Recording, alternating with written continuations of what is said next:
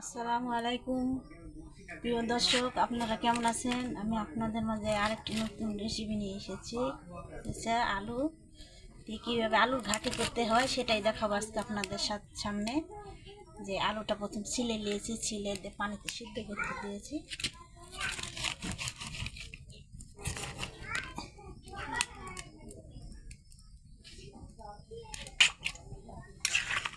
সিদ্ধ করে নেব।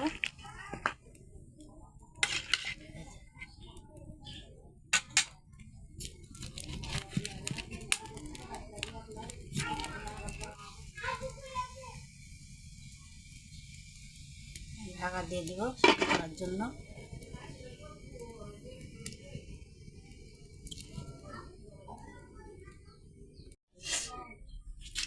এই যে আলুটা সিদ্ধ হয়ে গেছে, এখন আলুটা নামিয়ে নেব। মাছ আছে, মাছটা ভেজে নেব।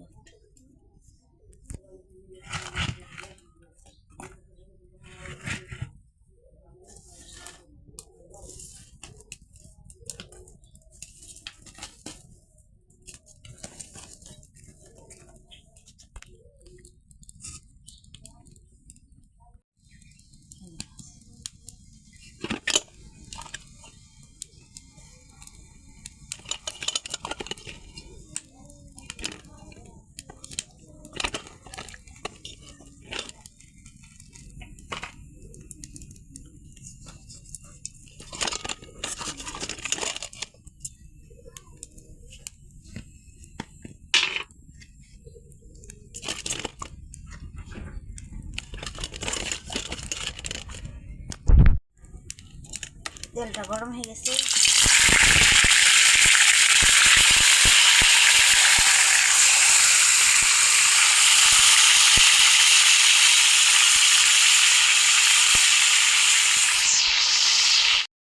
এই যে মাথার এই পাশ হয়ে গেছে, এখন আমরা এই পাশটা উল্টাই দিচ্ছি।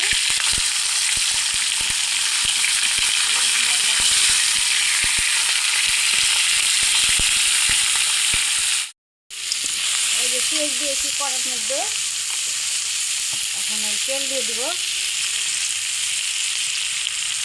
পরিমাণ মতো তেল দিব। তেলটা যেহেতু আমরা কম খাই তার জন্য অল্পই দিলাম।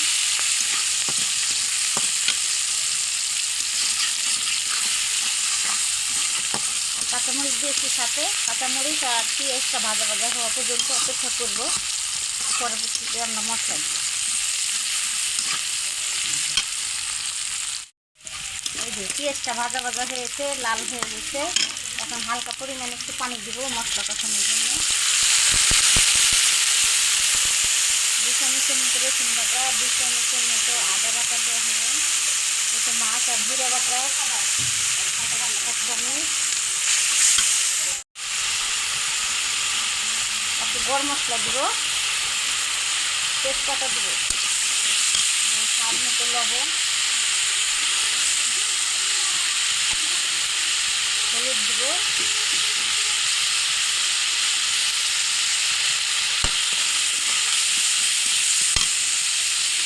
ধনিয়া গুঁড়ো দেবো 1 চামচ দিয়ে। এখন এই মশলাটার কালারটা কত সুন্দর হয়েছে দেখে। আমরা গুঁড়ো মরিচ খাই না, লাল মরিচ খাই না, তার জন্য কাঁচা মরিচ দিই।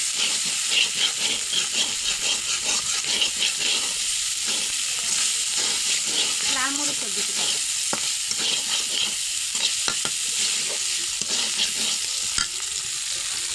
টমেটো কাটা ছিল, টমেটো কাটাগুলো দিয়ে দেবো।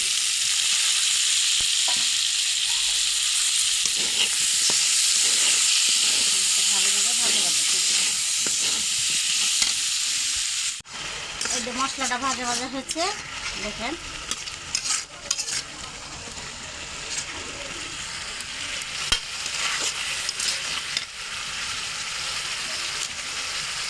এই মাছটা ভেজে রেখেছি, এই মাছটা এখন আমরা দিয়ে দিই।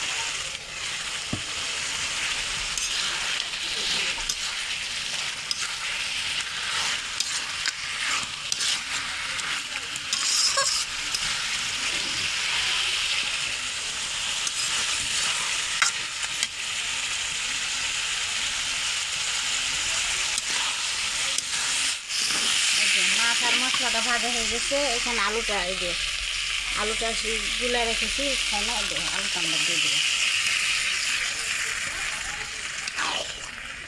এখন নাড়া দেবো।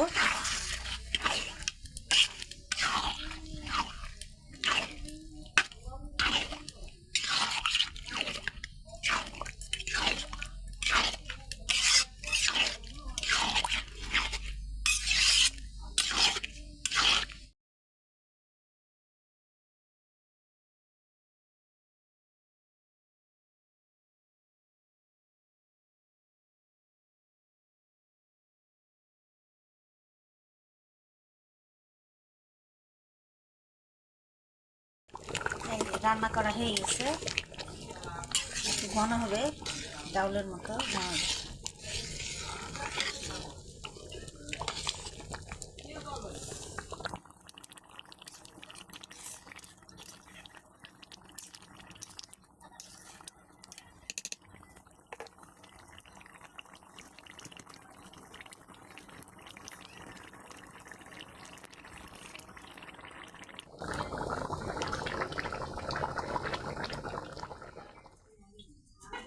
যে আলুর ঘাটি রান্না করা হয়ে গেছে মাছ দিয়ে, আপনারা দেখুন।